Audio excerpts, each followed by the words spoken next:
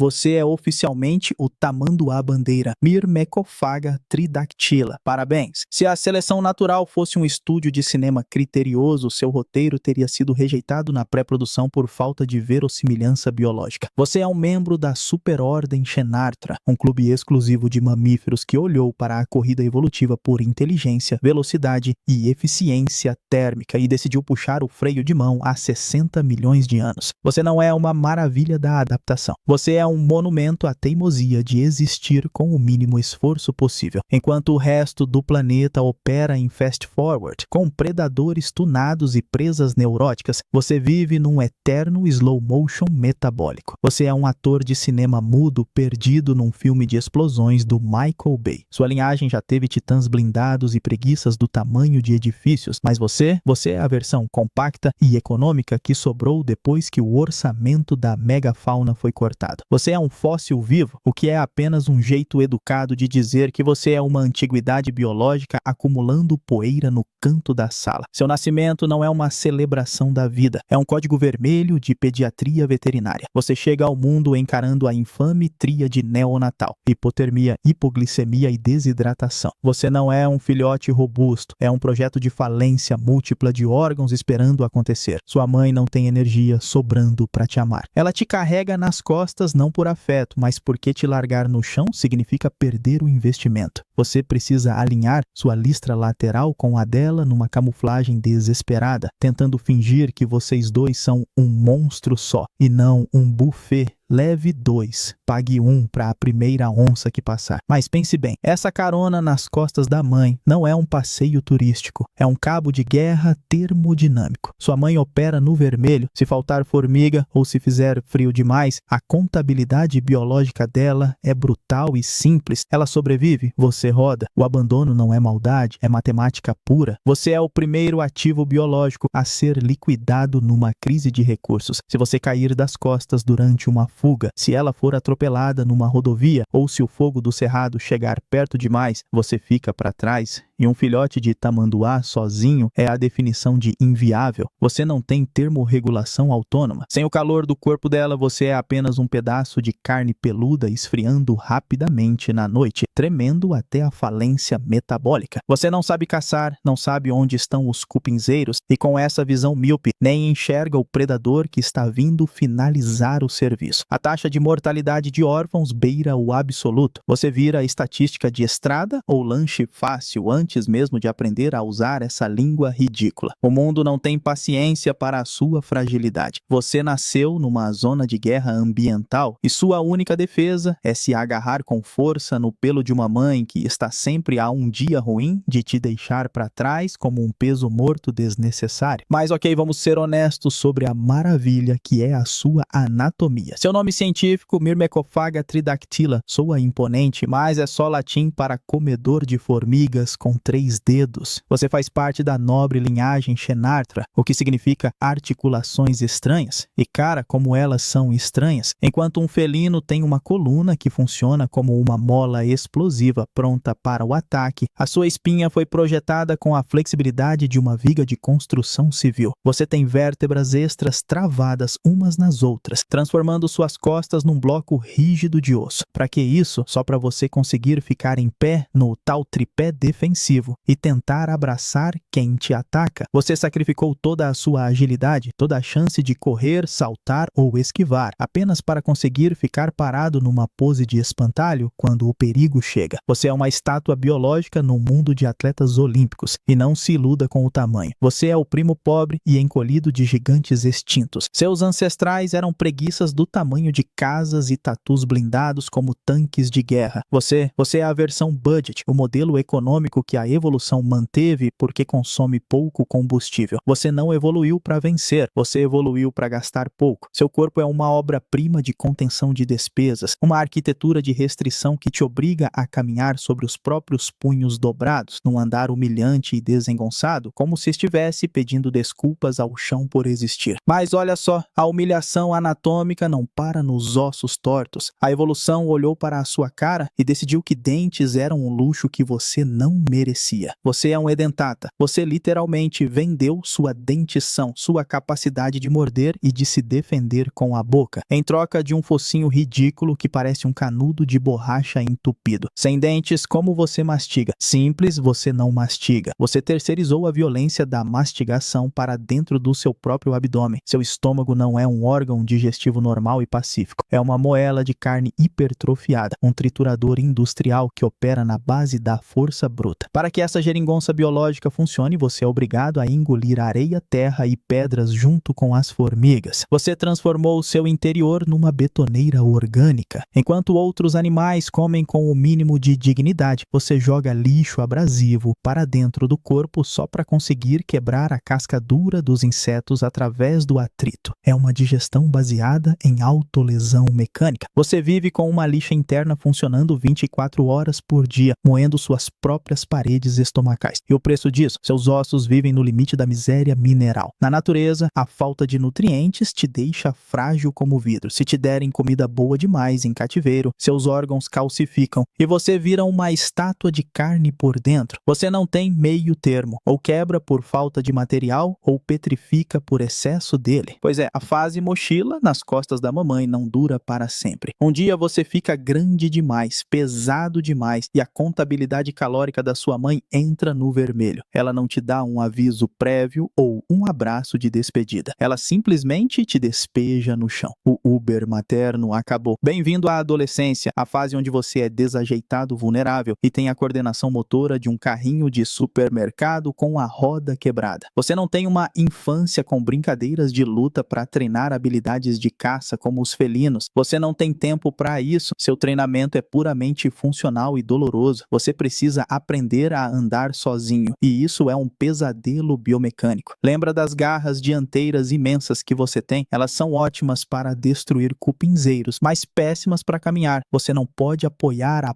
palma da mão no chão. Então, você desenvolve aquele andar ridículo de punhos cerrados, a knuckle walking. Você caminha dobrando os dedos para dentro, pisando na lateral das próprias mãos, como um gorila com artrite. Cada passo é um lembrete de que seu corpo não foi feito para deslocamentos longos, mas você é obrigado a marchar quilômetros todos os dias. Você é um adolescente torto com um focinho que parece crescer mais rápido que o resto do corpo, tropeçando na própria anatomia, enquanto tenta desesperadamente cheirar onde está o próximo almoço. Mas pense bem, o verdadeiro trauma de se tornar independente é descobrir que você é, para todos os efeitos práticos, um zumbi sensorial. Sua mãe era seu GPS e seu guarda-costas. Agora que ela se foi, você percebe a cruel realidade. Você é quase cego. Sua visão é um borrão constante, um filme no ar, mal iluminado e fora de foco. Você não enxerga o mundo, você adivinha vultos. Um tronco de árvore parece uma onça parece um arbusto. Sua audição também é seletiva e limitada. O que te sobra? O nariz. Você se torna escravo do seu olfato. Você é um nariz gigante guiando um corpo desajeitado. A cada poucos metros, você precisa parar a marcha, não para descansar, mas para entrar em pânico analítico. Você se levanta nas patas traseiras, naquela pose famosa de tripé. Os humanos acham que você está se exibindo ou sendo majestoso. Que mentira! Você está apenas desesperado, tentando elevar suas narinas acima do capim alto para tentar cheirar a morte que seus olhos falham em registrar. Essa é a sua juventude, uma paranoia olfativa contínua. Você vive em sobressalto, cheirando o ar freneticamente, com o coração disparado, esperando que o vento te avise se o jaguar está vindo jantar. O predador sabe que você é míope. Ele te observa tropeçar, cheirar, parar e tremer. Sua adolescência não é uma aventura. É um jogo de cabra cega onde o prêmio é não ser estripado por algo que você nem viu chegar. Mas ok, você chegou à vida adulta e o que a maturidade te trouxe? Um transtorno obsessivo compulsivo alimentar que define cada segundo da sua existência. Para manter essa carcaça de 40 quilos funcionando no limite mínimo, você precisa encontrar, escavar e lamber cerca de 35 mil insetos todo santo dia. Não é um buffet livre, é uma maratona de humilhação gástrica sem linha de chegada. Sua ferramenta de trabalho é essa língua absurda de 60 centímetros. Parece um superpoder, né? Um chicote de saliva que entra e sai da boca 150 vezes por minuto. Mas na prática, ela é um instrumento de autoflagelação. Você enfia esse órgão sensível, úmido e vascularizado dentro de fortalezas de cupins e formigueiros duros como concreto. E adivinha, os donos da casa não ficam felizes. Você está lambendo soldados armados com mandíbulas cortantes e glândulas de ácido fórmico. Cada refeição é uma sessão de microagulhamento com veneno. Sua língua vive inflamada, inchada, num estado crônico de glossite. É como tentar almoçar arame farpado temperado com pimenta. E tem um detalhe macabro que a evolução esqueceu de corrigir. Fiapos de madeira ou pelos podem se enrolar na ponta da sua língua durante a frenesia alimentar. Isso cria um torniquete acidental, cortando a circulação. Você pode literalmente perder a ponta da sua língua por necrose, morrendo de fome porque seu único talher apodreceu dentro da sua boca. Pois é, e para que serve todo esse sofrimento gastronômico? Para manter um metabolismo que é uma vergonha para a classe dos mamíferos. Sua temperatura corporal gira em torno de 32,7 graus Celsius. Você é praticamente um lagarto com pelo. Você vive num estado de hipotermia comportamental obrigatória. Isso significa que seu corpo não consegue se manter quente sozinho. Você é um parasita térmico do ambiente. Se bate um vento frio no cerrado, você não apenas sente frio, você entra em falência de sistemas. Você precisa correr para o meio do mato fechado, usando a vegetação como cobertor de emergência. Se o sol esquenta demais, você cozinha vivo porque não consegue dissipar calor. Você vive preso num intervalo térmico minúsculo, sempre a um passo de congelar ou fritar. E a qualidade do combustível, pavorosa. Você não come só formiga, você come terra, muita terra. As análises do seu estômago mostram quilos de areia e detritos. Você se alimenta de sujeira abrasiva que lixa seu trato digestivo por dentro. Você é uma máquina movida a ácido fórmico e cascalho, tentando desesperadamente não apagar no meio da tarde. Quando você dorme, enrolado na própria cauda, não é por conforto. É o cobertor do medo, a última barreira entre você e a morte por perda de calor num mundo que esfria rápido demais para sua biologia lenta. Mas olha só, se você achou que a vida solitária e faminta era o fundo do poço, espere até descobrir como sua espécie se reproduz. Se você nasceu fêmea, sinto muito. Seu útero não é um órgão reprodutivo, é um alvo móvel num jogo de coerção sexual. Esqueça qualquer ideia de cortejo, escolha ou consentimento. Na sua vida, o acasalamento é indistinguível de uma agressão física grave. Você vive isolada, economizando cada grama de energia até que seus hormônios te traem e soltam um rastro químico no ar. O macho não vem para te conquistar, ele vem para te subjugar. Ele te rastreia pelo cheiro como um stalker biológico incansável. Quando ele te alcança, a interação é brutal. Ele usa aquelas garras imensas projetadas para rasgar concreto de cupinzeiro, para te derrubar no chão num golpe de wrestling violento. Você tenta fugir, vocaliza angústia, tenta se defender com o tal abraço que na verdade é puro pânico. Mas ele é mais pesado, mais forte e movido por um imperativo genético que não se importa com o seu bem-estar. Ele te imobiliza, arranhando suas costas e flancos para se firmar, e realiza o ato à força. Você sai desse encontro ferida, estressada e grávida de um agressor que vai desaparecer na mata, te deixando com todo o custo biológico da gestação. Pois é, e depois do trauma vem a conta. Você passa 6 meses gestando um vampiro metabólico. Lembre-se, você já vive no limite da fome e do frio. Agora você precisa fabricar um ser vivo inteiro, usando as poucas reservas que te restam. Quando o filhote nasce, o inferno não acaba. Ele só ganha peso, literalmente. Você carrega o bebê nas costas o tempo todo. É um fardo extra de quilos que te desequilibra e queima calorias que você não tem. E sabe qual é o maior perigo para o seu filho? Não é a onça, é o novo padrasto. O espectro do infanticídio paira sobre a sua maternidade como uma nuvem tóxica. Se um macho novo entra no seu território e te encontra com o filhote, a lógica dele é fria e darwinista. Aquele bebê não é filho dele. E enquanto você amamenta, você não entra no cio. A solução dele, matar o filhote. Ele arranca o bebê das suas costas e o elimina para resetar o seu ciclo reprodutivo. Você sabe disso. Por isso, sua maternidade é um exercício de paranoia absoluta. Você vive escondida, fugindo dos próprios machos da sua espécie, carregando um alvo nas costas. Você sacrifica sua própria nutrição, evitando as melhores áreas de comida, porque é lá que os machos assassinos estão. Ser mãe tamanduá é escolher passar fome para não ver seu filho ser executado pelo próximo pretendente. Mas olha só, você acha que caminha sozinho pela floresta? Que doce ilusão. Você não é um indivíduo, você é um Uber biológico, rodando 24 horas por dia com lotação máxima de passageiros que te odeiam. Seu corpo é um hotel barato para parasitas. baratas. E o hóspede principal é um pesadelo chamado Physaloptera magnipapilla. Esses vermes não estão ali de passagem. Eles não flutuam pacificamente no seu suco gástrico. Eles têm dentes, eles se fixam escavando buracos na parede do seu estômago, mastigando sua mucosa gástrica para beber seu sangue. Você vive com uma gastrite erosiva crônica, uma úlcera viva e sangrenta que nunca cicatriza. E lembre-se da sua dieta genial. Você joga ácido fórmico das formigas e areia abrasiva do solo em cima dessas feridas abertas todos os dias. É como esfregar lixa e limão numa chaga aberta de dentro para fora. Você sente náuseas, tem anemia profunda e vomita de dor, mas não pode parar de comer porque seu metabolismo ridículo não permite jejum. Você é obrigado a alimentar os vermes que te comem vivo numa simbiose sádica, onde você é ao mesmo tempo o garçom e o prato principal. E se por dentro você é um buffet livre, por fora você é um condomínio de luxo para Tunga penetrans, o famoso bicho de pé. Mas no seu caso, não é apenas uma coceira chata, é mutilação. As fêmeas dessa pulga escavam túneis na pele macia entre seus dedos e começam a inchar do tamanho de ervilhas, botando milhares de ovos enquanto se alimentam do seu sangue. Seus pés, que já são deformados para a caminhada bizarra de punhos cerrados, viram uma massa de úlceras, pus e gangrena. Lembra que você precisa caminhar quilômetros todo dia para achar seus 30 mil insetos? Agora imagine fazer isso pisando em carne viva e podre. Cada passo é uma tortura calculada. Você manca pela floresta, deixando um rastro de cheiro de infecção que atrai seu nêmesis final, a onça pintada, o jaguar. Para você, que é meio cego e surdo, ele é um fantasma. Ele não te caça com dificuldade, ele apenas te coleta. Quando o ataque vem, geralmente é uma emboscada silenciosa. Sua única defesa é o tal abraço da morte, que os humanos acham poético. Não é poesia, é desespero. Você se levanta, expõe a barriga mole e tenta esfaquear o felino com suas garras de escavação. É uma luta de facas cegas contra um tanque de guerra biológico. Na maioria das vezes, o jaguar ignora seu abraço patético e esmaga seu crânio frágil com uma única mordida, desligando seu cérebro antes mesmo de você entender que perdeu.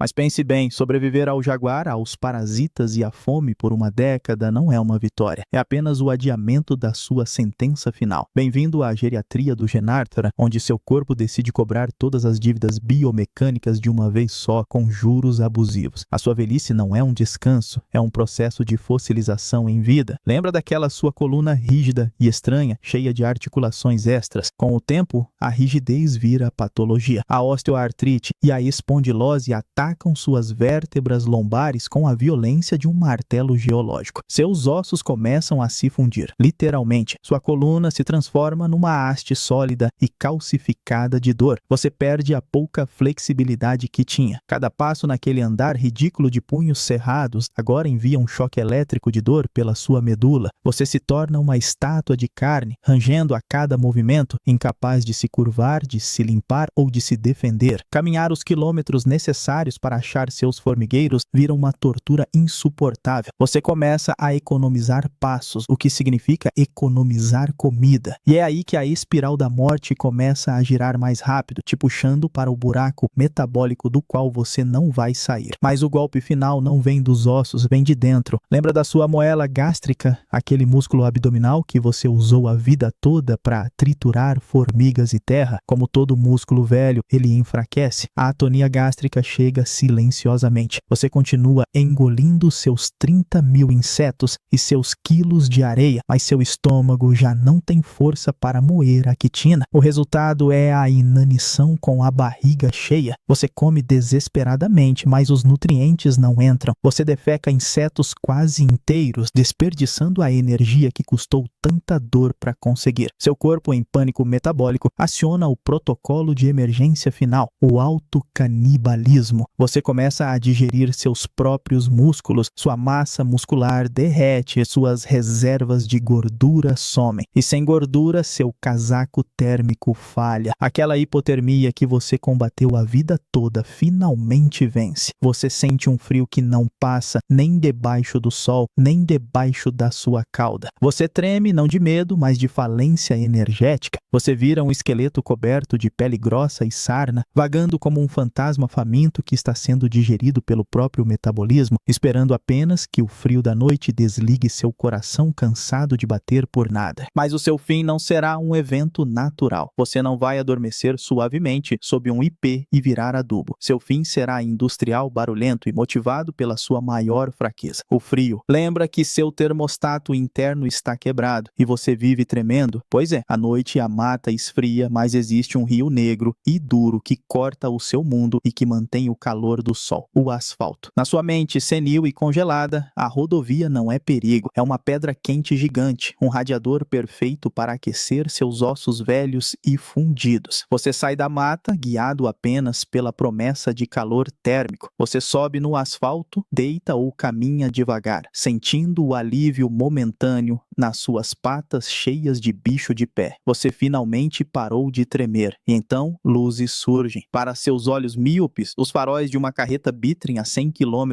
por hora não são ameaças. São apenas borrões luminosos sem significado. O som do motor, seus ouvidos velhos mal registram. Você não corre. Sua biomecânica de punhos cerrados e coluna fundida não permite corridas. Você fica lá parado, absorvendo o calor da estrada que vai te matar. Um obstáculo peludo e confuso no caminho do progresso logístico. Mas o pior não é a colisão, é o reflexo. No último segundo, quando o ruído ensurdecedor do motor invade seu mundo silencioso, seu instinto de defesa milenar dispara. O que você faz diante do perigo mortal? Você não salta para o lado. Você se levanta, você fica em pé, abre os braços e oferece seu peito para o inimigo, tentando intimidar 40 toneladas de aço com um abraço. É a imagem final da sua irrelevância evolutiva, um animal cego tentando lutar jiu-jitsu com uma Scania. O impacto não é uma batalha, é física aplicada. Você deixa de ser biologia e vira balística. Seu corpo, cuidado com tanto sacrifício, tanta formiga e tanta dor, é desintegrado em milissegundos. Você não morre como um rei da floresta, você morre como um inconveniente de tráfego, uma mancha de biolixo que nem amassou o para-choque. No dia seguinte, você é apenas um tapete de carne e pelo seco no acostamento. Os urubus que têm um estômago melhor que o seu, finalmente dão uma utilidade real para sua existência. Reciclagem rápida. Afinal, porque é terrível nascer como Myrmecofaga tridactila? Porque você é um erro de projeto que viveu com frio, comeu terra, foi devorado por vermes e terminou sua jornada de 60 milhões de anos tentando abraçar um caminhão, provando que a seleção natural não tem piedade, ela só tem pressa e pneus radiais.